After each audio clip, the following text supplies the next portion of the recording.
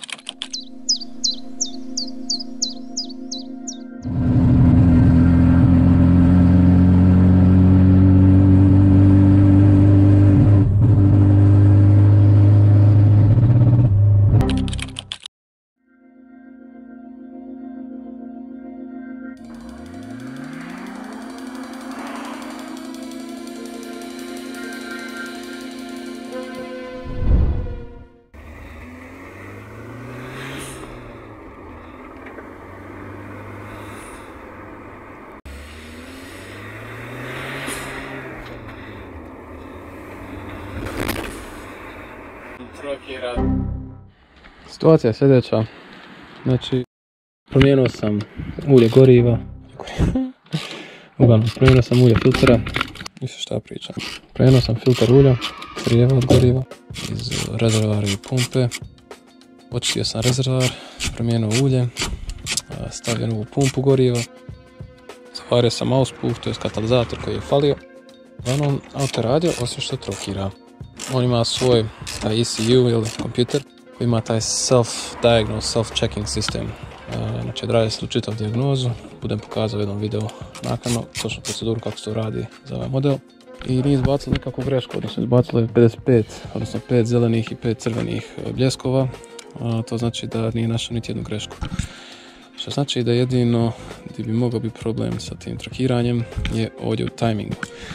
A i na oko odmah tako izgleda, jer iz tvornice ovo treba biti na sredini. Znači ovo je namješten da je ispod 15 stupnjeva evo prije konje mrtve točke i iz tvornice ono treba biti namješten na sredini. Jer kao tu je 15, onda se ima fore kao 2 lijevo i 2 desno stupnja. Međutim, evo ovo se vidi da je već skoro odvijeno na jednu stranu. A motor nije tuniran, nego je serijski, što znači da nešto nije u redu. Znači da je tu nešto nije u redu ili nije ufažen. Tako sad moram skinuti sve ovo, da skinem sva ta remenja i da ufazim, skinem i ovo da vidim ispod jesu li ti lančanici od pregaste ufaženi i dole je odmah taj crankshaft pulley. Sad je lagano rastavljanje.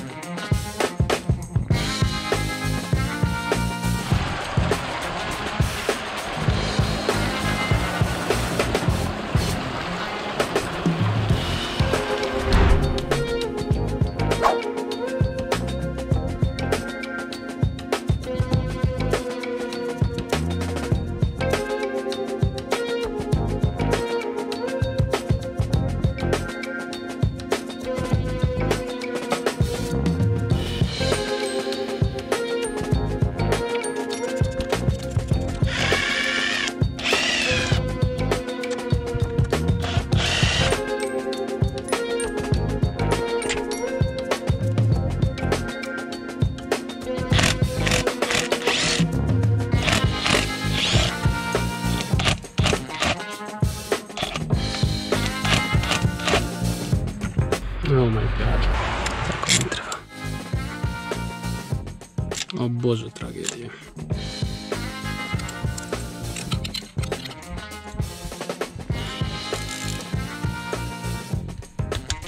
Oh, so motherfucking close. Come on. Neće jeba.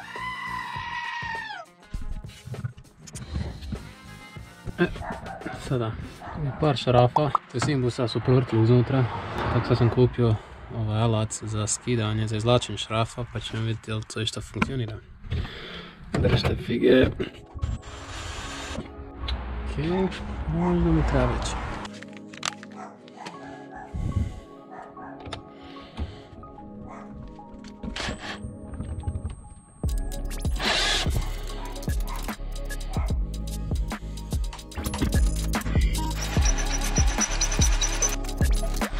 Yes!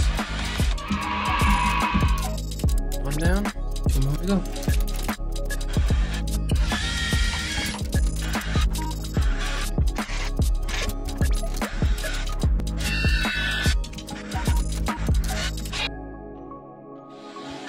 Yes!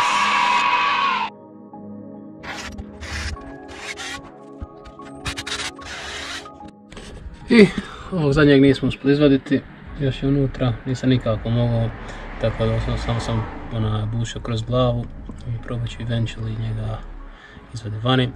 A sve da ga ne uspijem izvadi, nema veze jer imam čitav drugu mašinu spremnu u Zagrebu, ovo je onako privremeno samo u autu. Ali sad bi to trebalo biti sve, sad bi dalje mogu maknuti ovaj cover od timing unutra.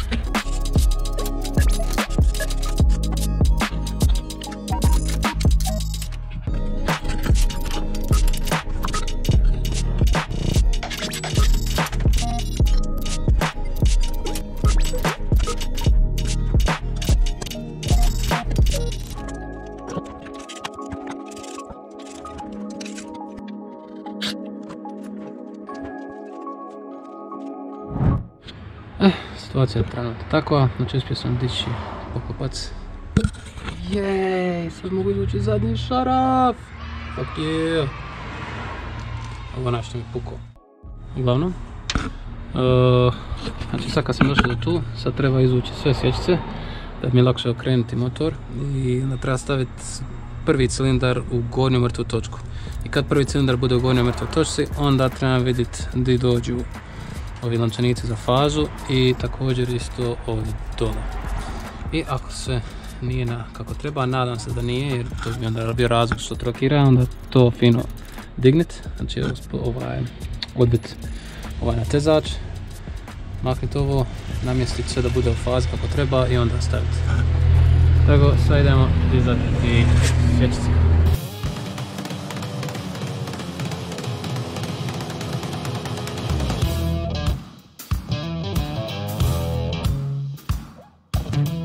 Znači sada treba staviti klip u gornju mrtvu točku, ali na takt kompresije. Zato sam stavio ovdje prst kad sam digao svječicu, da vidim kad će puhat zrak pored prsta, da osjetim.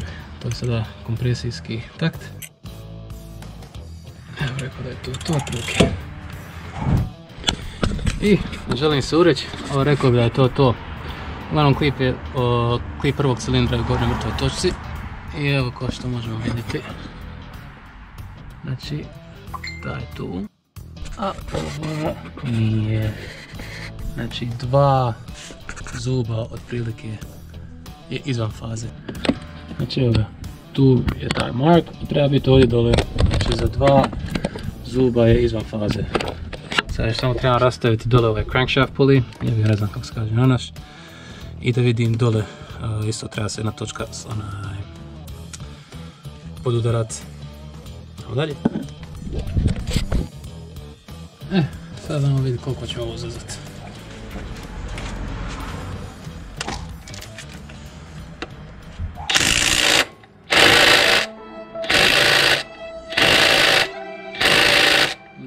Da ne bi.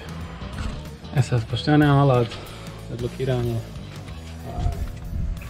ramencu radlice, kako se već zove, crankshaft pulley, nebitno, ovo dole.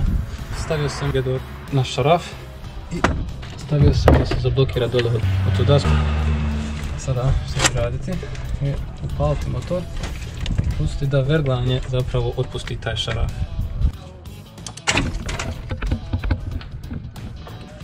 Neće. Nije dovoljno jako. Mi je žao što nisam snimio. Uglavnom, kad sam bio stavio ovdje dasku, nije bilo valjda dovoljno dugova šipka. Pa moment nije bio dovoljno jak, odnosno sila nije bila dovoljno jaka da se pretvori u moment dovoljan da ovo odvije. Pa sam zato spustio sad auto dole sa dizalce i skroz dole uklještio ovaj vrag, tako pogledaj koliko je sad ta ručica. I to je imalo puno veći moment i sad sam zapravo uspio odbiti. Booyah!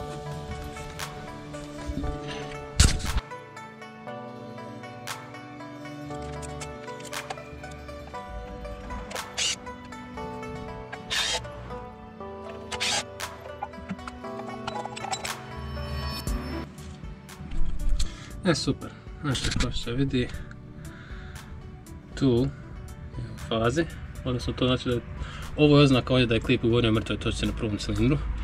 Sada ovaj rag bi trebao biti vamo lijevo dole, znači on je izvan faze za jedan zub, to je usisni ventil i ispušni ventil, ispušna bregasta je isto za jedan zub van faze. Joj, nadam se da je to problem, ali to pravo bi to. Ajmo, idemo dalje.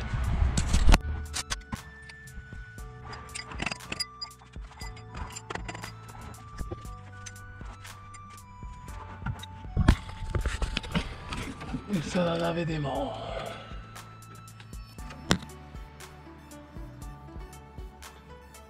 Coko.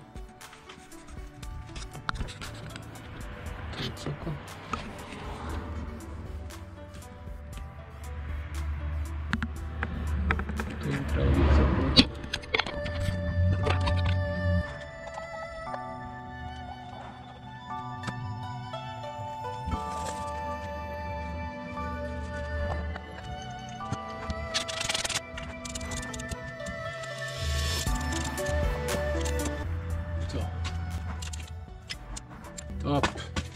Znači, minus 5 stupnjeva, čekaj. Ova prva točka je minus 5 stupnjeva, 0, 5, 10, 15, 20. Znači to je točno tu na 0. Ovdje, ko što vidimo, točno na crti. I ista stvar je ovdje, ne znam sam kako se može vidjeti. Booyah! Ovo je sad spremno da se vrati nazad, ovo treba na tezač, stegnut, se ostalo vrati nazad i probat. Bra!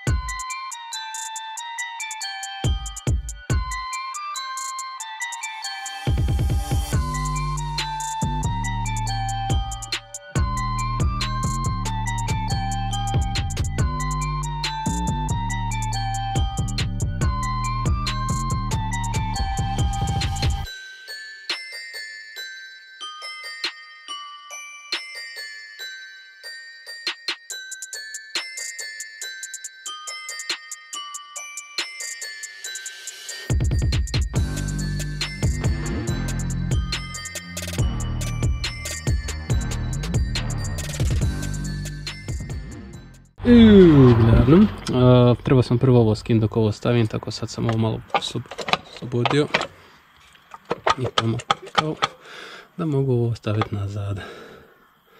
So, lesson learned. Kada je sve otklopljeno, prvo treba staviti ove, onda da se stavi ovaj ventilator. Dobro.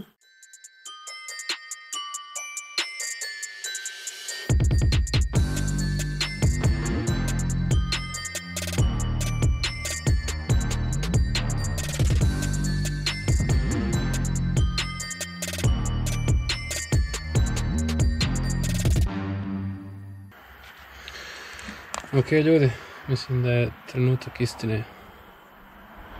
Vrijeme da upalimo ovo. I da vidimo. Znači, ufazio sam motor nazad. Spojio sam se otprilike što je potrebno samo da upali.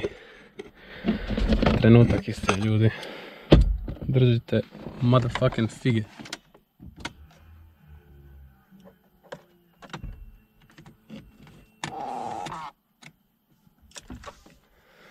Here goes nothing.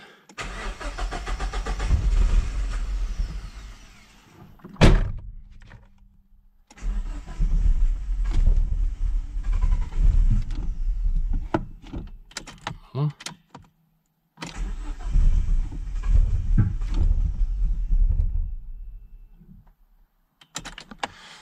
Okay, so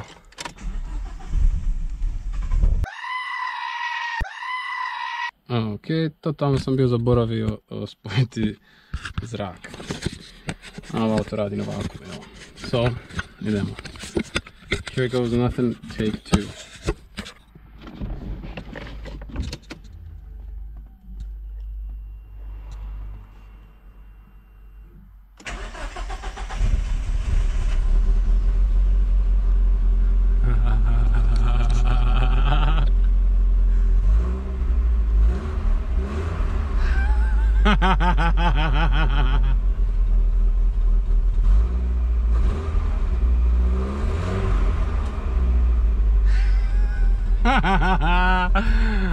I was motherfucking right.